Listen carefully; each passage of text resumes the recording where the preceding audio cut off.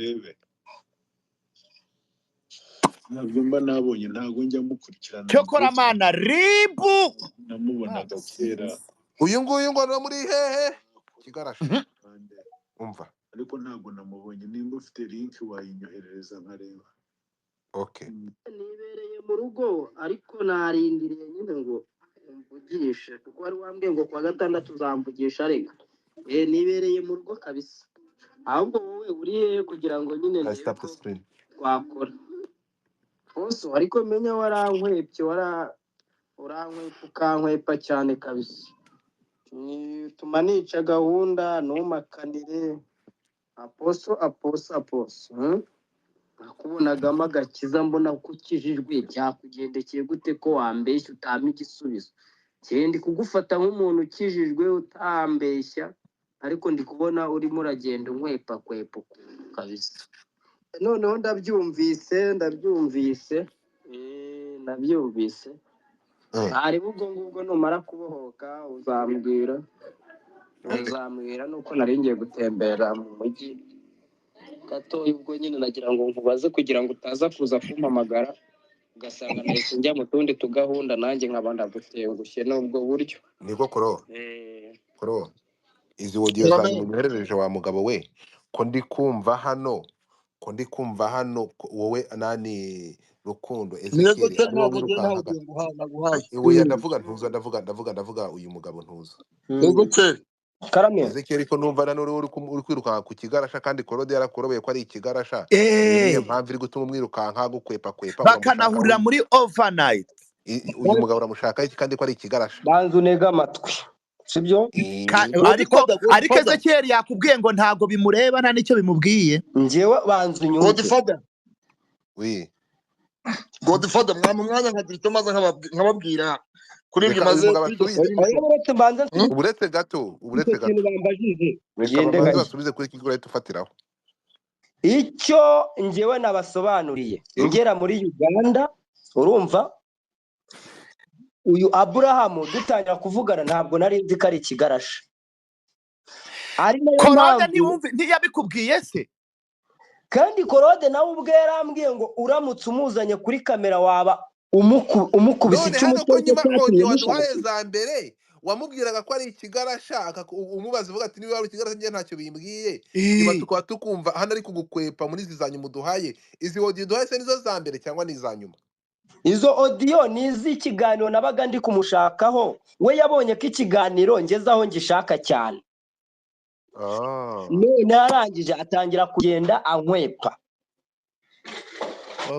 mbonye atangiye kugenda ankwepa nibwo namusomeye ndavuga na Poso ko nakubonagamo agakiza none bigenze gute ko mbona uba uri kunkwepa ariho yahise ansobara akambwira yuko ibyo by'agakiza ansobanura ibyo bya business ni ibyo ngibyo ubwo rero naho twasoreje nta bindi bintu birenze aho ngo twigeze tugira rero nta makuru mfite byo kuba ari Kigarasha mbyumva na Korode sinzi ubugarasha bwe ariko Abrahamu ejo bundi duhura muri overnight njyewe natume muri overnight y'umunyarwanda ufite urusengero hano muri Kampala ngenda ngiye kuririmba nk'umuhanzi sinari mfite amakuru ko akosa tudusubira inyuma gato uri umukozi w'Imana uri umuhanuzi ndi umuhanuzi uretse gato ukamumpasiteri oya je sindi pasiteri okay uri umuhanuzi n'umuhanuzi ukaba umunyamakuru yego ibyo umunyamakuru ni ubwo influencer ntago mfite ibyangombwa by'itangazamakuru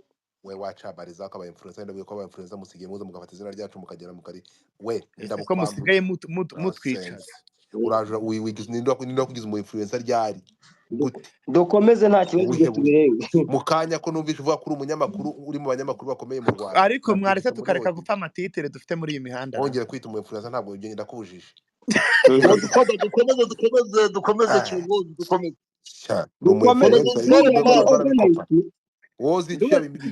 uzicyuye biba byarabijije abantu kugira ngo twite aba influencer nawe yahura influencer ndakubujije reka tugaruke oke twumvishe ko Ibrahim rero we n'ubugarasha bwe reka ibyo overnight nibyo cyakubabwira natuye muri overnight ngomba kujya kuyiririmbamo kuwa gatanu w'iki cyumweru turi gusoza nageze ku rusengero hakiri kare magera mu saa 5 z'ijoro nterana nabo mu saa 7 Abrahamu n'abandi ba pasiteri nibwo baje muri gusengera muri iyo overnight. Hanyuma saa 9 baragenda ariko arandembuza ngo ninze amvugishe, ndagenda arambwira ati ibintu nakubwiye byo kwitondera inkuru za Pastor Mutesi ibyo bintu ubimenye.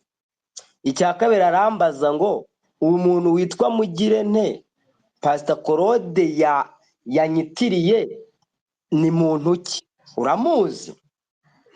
Ngiyewe mfata YouTube telefone yanjye mwereka Mugirente si wo nuwahehe mwoka byaramwe nawe n'umupasiteri Mugirente ugane dukora ibiganiro bisebya igihugu cy'u Rwanda.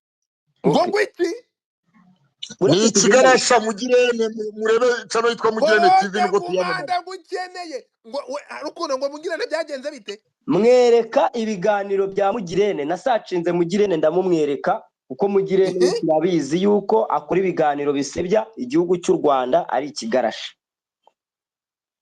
Maze kumumwereka arambwira ati none se ubu Claude aramfata akanyitiranya na uyu muntu Claude waraye wanjye Claude nacumbikiye nta n'umunsi n'umwe ndigera nkana kwa Abrahamu sinigeze namenya n'umunsi n'umwe. Twagiye arambwira ati rero yongera amahirwe nkamenya ndabibonye mu byinshi kurushaho. Arambwira ati rero jewe mfite byinshi navuga kuri Pastor Claude ariko si ngombwa ko nza mu itangazamakuru nje kumusubiza. Arambwira ati ari hari mu Rwanda Claude afite akazi ke ariko nawe ntagazi ngo ako dufite hano nakaye. Ati rero ati bayi ndagiye nigiriye mu bijyanye n'untuza ngo n'ubukwe yari afite tandukana gutyo nisubira mu rusengero ariko ambwira ibyo ngibyo. Tuba turatandukanye kuva uwo munsi kugeza ubu ngubu ndamuhamagara arampamagara cyukora yarambwiye ngo nze kuza ngo kumuvugisha nka sangahe ngo nze ngo anyereke ngo amachat n'amaudio ngo musanga ahantu ariko sinamuhamagaye naramwihoreye taza nigira mu nkuru zanjye nta bindi. Nukuvuga ngo wowe na Medbeat niba ari uwo nguwo waramumenye? Naramumenye gute? Uwo nguwo wundi w'ikigarasha ukora ibiganiro wabyohereje umubwira ngo iki? Narabimweretse nyumva neza. Yarambaje ngo yitwa Mugirente ninde njya muri YouTube sacinga uwo muhungu witwa Mugirente w'ikigarashi ndamumwereka. Ndabwana Mugirente n'uyu nguyu. Ati uyu sinarimuzi. Ati none se Pastor Claude aramfata akampuza n'uyu mwana je nk'umuntu warwaniye igihugu. Arabona ibyo bintu nabitinyuka koko. None se uwo Mugirente ngiye mwamunyeretse nkareba. Jihad ya kuri YouTube wandike Mugirente TV urahita ubona channel yiwe rwose promoting icyo kitindika sana iki kigarasha mwiki promotinga. Okay, ibi ngibi byugare tubegaruka kandi ngira ngo ikiganiro muhamagara mu kiganiro kiwanje kwikaze TV turavugana je ubwanje. Ndamubaza ntariko se nk'umwana nkawe koko ababyeyi bawe wasize mu Rwanda. Reka tuve kuri ibyo. Reka tuve kuri kitindika sana. Tugaruke gato. Tuje ku majwi gode. Kamajwi n'amavideo. Amajwi n'amavideo turagaruka nyuma y'ikati y'amafaranga yatanzwe kwa Yego. Tubanze twumva amafaranga. Nari narasoza kuri Ibrahimu. Amafaranga. Kurodi jambo ni ryabo. Urakoze cyane. Na Ibrahimu nari naramusozaho yaje ya mafaranga wa muturage urukiko rwategetse yuko natishyura ayo mafaranga azakurwa mu mutungo we. Urumva yatorotse igifungo cy'imyaka 7 na miliyoni zageraga muri 500 kongera igihembo cy'avoka ndetse n'ihazabu ya leta. Umuhesha w'inkiko wakoraga kwa Rubangura muri etage yaje guteza cyamunara hahandi ku Ruyenzi Gihara, hanyuma havamo amafaranga yo kwishyura wa muturage ndetse n'ihazabu ya leta n'igihembo cy'avoka asigaye ngira ngo yashyizwe kuri konte ya leta. Ibyo Abrahamu rero naho ngaho byarangiriye nuko bimeze Abrahamu w'ikigarasha. Twihuse rero hari chat numvise usomye nanjye ndazifite Godfather. Waguhaye chat zivuga ko Bosco Empire ashobora kuba yaguhaye chat zaturutse kwa Bosco Empire. Ni chat Pastor Mutesi Aimé Prédatienne yagiranye n'umugabo witwa Dr. Pizzo cyangwa se Dr. Patrick. ariwe wahamagaye mu kiganiro, mwahamagaye mu kiganiro, ariwe wahawe misiyo hari misiyo ebyiri. Hari misiyo yo kwambura Ezekiel Rukuro kamera bakamusibisha ibiganiro byose na imeri ya Chano igasibangana ya Kiranuka TV. Hanyuma misiyo ya kabiri ikaba misiyo yo kumunyuruza burundu ntazongere kugaragara ku isi y'abazima. Reka mbasome amavoice ntabwo tuyabona. Haravuga ngo Pastor Mutesi Aime Prudentienne, haraza Dr. Ndaje Nshake nk'ibihumbi 100, niba ari iby'amanyarwanda, niba ari ibihumbi 100, niba ari miliyoni 100 simbizi. Godfather niba uzifite zose ubwo wazitaginga kuntu z'abantu bakazibona. Ndakwinginze urwaneho iyo ntumwa ya Satani uyikubitire kure. Mwabyumvise Jihad? Yego. Iyo ntumwa ndakwinginze urwaneho iyo ntumwa ya Satani uyikubitire kure. Hanyuma hakaza haza screenshot ya link y'ikiganiro. Umugabo aramusubiza ngo urashoboye wa mugore we. Aha aramubwira ngo yihere ku munota wa 16. Ubwo ni link yagomba guhera ku munota wa 16 yakozwe na Ezekiel. Aravuga ngo ndacyumva cyose, none se bavuzemo amazina yanjye, mbabarira nkubone ubyumve ndeba uko wifata kuko ni wowe tu. Mwabyumvise? Undati ndumiwe koko. Hanyuma hari ahantu Pastor Mutesi yahise asiba, yashyize mu turu two gusiba, arandika nyuma hasi ngo mbabarira nkubone ubyumve ndeba uko wifata kuko ni wowe tu. Uyu ni wa mudokiteri umwe mwahamagaye Patrick. Icyo nabasobanura agiye yampamagaye amaze iminsi amamagara kubera kudasobanukirwa nimero yiwe, nimero y'ingande, kagira ngo abantu bose baba baduhamagara bari aho, ariko sinabyitayeho. Nyuma yaho yaje yaramamagara andika ngo hero. Uyu munsi nibwo naje kumwandikira ngo hero, ndangije namuhamagara WhatsApp call, aranyitaba aranyibwira, ndaje ndababwira ibyo twavuganye nabyo Jihad. Hanyuma aha yaravuze ngo ndumiwe koko. Aho ni kuri amajwi ya Pastor Mutesi. Umudokiteri yaravuze ngo ndumiwe koko, yanze kuyavuga, yahimbye izina. Urumva Ezekiel yanze kuvuga amazina nyiri video cyangwa se za audio, ngo yanze kuvuga ahimba izina. Hanyuma arandika ngo bamwise ngo ni Dr. Pizzo. Dr. Pizzo uyu nguyu rero ni uwo mudokiteri nyine Patrick, kandi koko ni dokiteri. Ngo no muri korali ambasadoro harimo abana be babiri. Uyu mugabo mwumvise ko yavuga ko afite abana benshi, bamwise ngo ni Dr. Pizzo, ngo no muri korali ambasadoro niko yitwaga. None se ni jewe wabyaye muri ambasadoro jyenyine? Nsubiza sha ntaho mpuriye n'icyo kiganiro, nanjye uwakiguhaye ubwo nige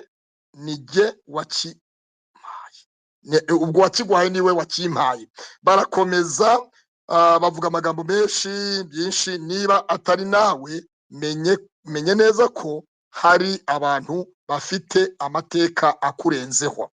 Barakomeza. Uyu ni Pastor Mutesi, harimo ifoto yiwe, habanza ifoto y'umwana umwe, twigeze kujya tuyibona. Mutesi yayipostinze, wisinda mubyeyi. Aha amagambo yavuzwe n'injoro, none rero muri space muyumve neza. Godfather na Jihad n'abandi bose badukuke, na wa mugore Clemence atega amatwi yumve. Mutesi yanditse ngo icyakora niba ari gutyo uteye, niba ari gutyo ukoresha abantu, nukurisha abakozi b'Imana bagusengere. Wa mudokiteri yasubije Pastor Mutesi ngo icyakora niba ari uko nguko ukoresha abantu, abakozi b'Imana bagusengere. Hanyuma wisinda mubyeyi, humura Yesu aragukunda twese, kandi nuburira. Claude uretse gato tararengaho. Iyo nukuvuga ngo cya kigarasha Ibrahim kiganira na Mutesi. Oya, uyu nguyu ni wa mudokiteri Patrick na Pastor Mutesi. Mu bugambanyi bwo kugira nabi Ezekiel, bwo kwica Ezekiel. Yego.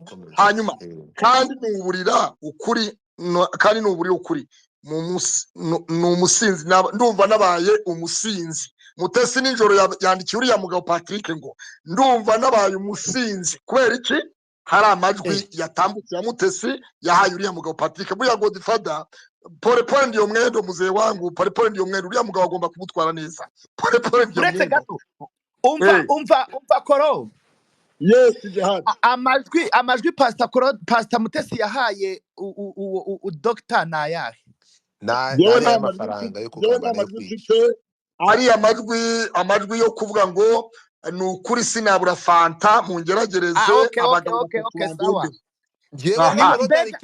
niwe wahawe deal yo kwica niwe wahawe deal yo kwambura ibikoresho bakanamusibisha ikiganiro ngo bakanamuburisha ku isi yego hanyuma birakomeza Mutesi yasobanuriye uriya mugabo ko yumva ameze nk'umusinzi ariyo mpamvu yabeshye Godfather ngo akoze impanuka agafata amafoto yenda yaba yarafotoye kera cyangwa se mu buryo bwe cyangwa ubundi. Mutesi no gukora kuri Rovier inuze nta byatsi no gukora ku muriro nta byatsi yakoze impanuka te adatwara imodoka atazi kuyobora imodoka iyo mpanuka yikoze gute Godfather niyo tubizanye ukuri hanyuma twagi ibi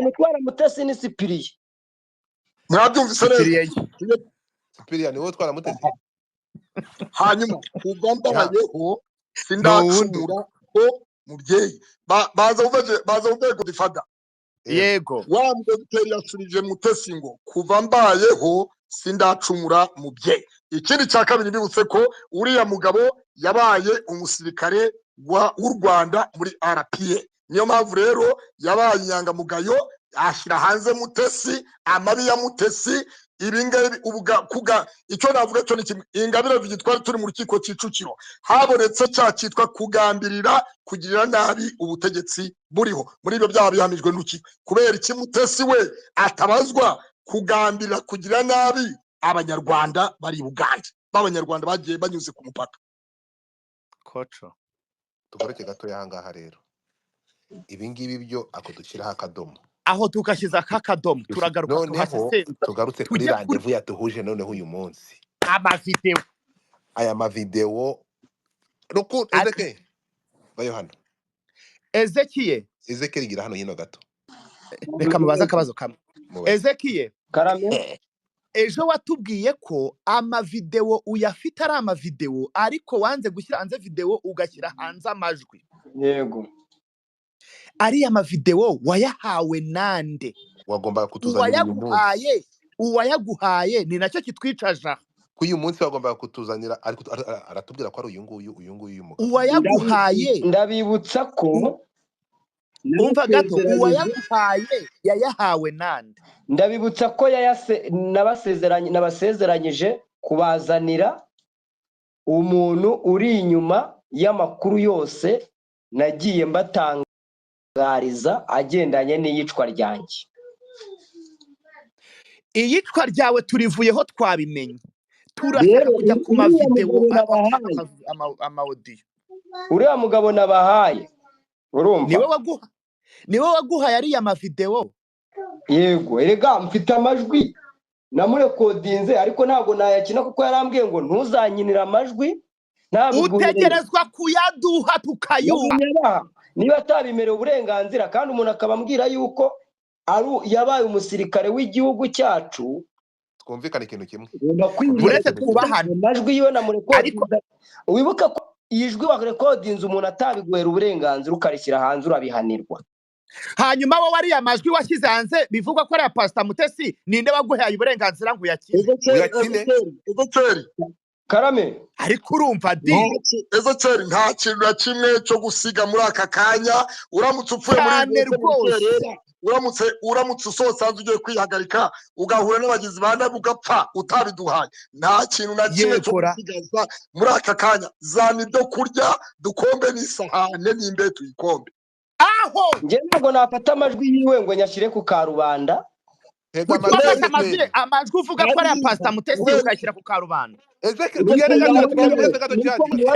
widucabiranya mwemuretse gato Ezekiel ndashaka kwaza ikibazo nushake ntuyakine ari ya majwi video wa convert inzu kazigira amajwi video wazihawe nande zitwizwa ari za Mutesi uretse gato kugira ngo utaza kubyitiranya ko muri kumvanga video ndi kukubaza my friend.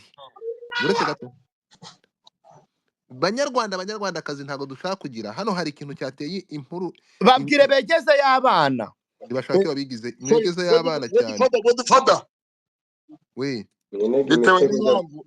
bitewe n'impamvu imwe cyangwa iyindi jihadi ezo kera ayo majwi ni mu mwiza.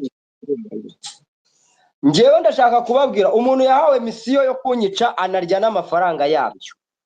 Yesu we none njye kumucumira amajwi atabimera uburenganzira nikururire. Ariko nibyo Godifa nibyo pe ayo majwi nimuyihorere reka tuyihorere wana mugani atamurangiza kubera yuko Ezekiel yararezwe yatangiwe ikirego muri ribu kandi akeneye kuzagira ibimenyetso agaragariza yaramaze dukeneye no kumenya biki ngo yararezwe yatangiwe ikirego muri ribu. Danze Claude hello Jihadi yes mureke ibi ngibi ntabwo byemera twumvikane tugomba gusasa inzobe ahangaha twumvikane gato ahangaha amajwi yarakinnye ntabwo muza kuncabiranya ndanze munyumve Claude mureke amajwi yarakinnye uretse Claude mureke Godifa davuge mwabagabo mvuge amajwi yarakinnye kumwe ejo uyu mugabo atubwira ko aya majwi arimo gukinwa ntabwo ari amajwi gusa ahubwo ni na video.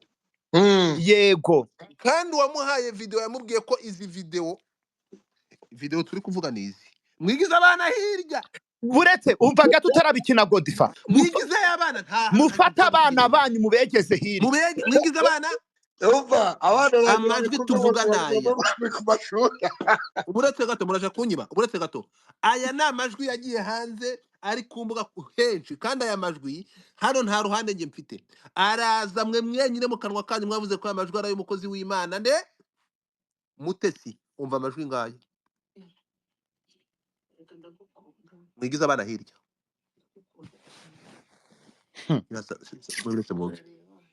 mwumve igiki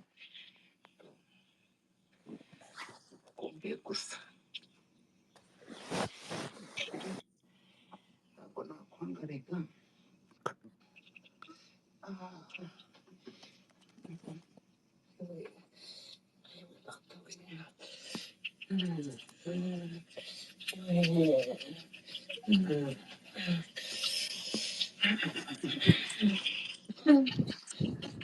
mutega amatwi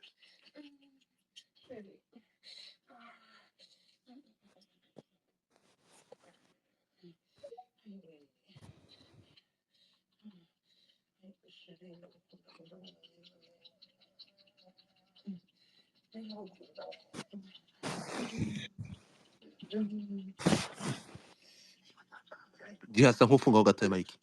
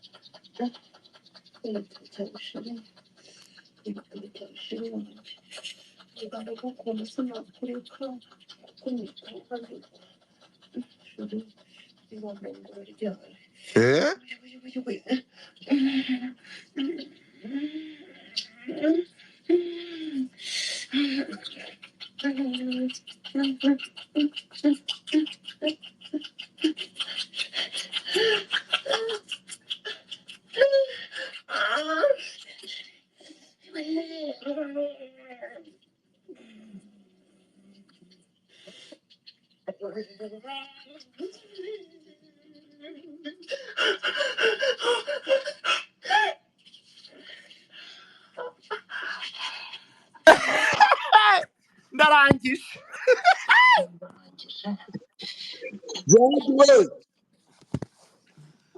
ibi bintu uretse gato ibi bintu ubifata ngenda babaye nta kintu gisekeje kirimo aha ngaha sibyo aya majwi n'ayandi uretse gato ibi bintu niyo mpamvu space rero twayifunze yego bwana nani Rukundo aya majwi n'ayandi uretse gato Rukundo fungura mic yawe aya majwi mwafashe mukitirira mukavuga ko ari aya Mutesi aya majwi yahawe n'uyu mugabo mbaha nimero yiwe uretse gato ngana arabwiye ngo mfite amajwi y'ibyo twavuganye mbire kodinga ariko kuko yambwiye ngo junde kodinga ariko ntuzashyira ijwi ryanjye hanze ntabiguhera uburenganzira niba yarabiguhakaniye sibyo afite impamvu ze zatumye abihakana ngewe ndinde wo kubabwira ngo niwe kandi muzi neza ko umuntu yariye amafaranga yo kunyica nibiza kuzamo intandaro yo kugira ngo angirire umujinya uko hari ibyo nagiye mushinja mwafashe ibyo nababwiye ariko nanjye mugaharanira kurinda ubuzima bwanjye niba koko ariyo ntego y'isupesi.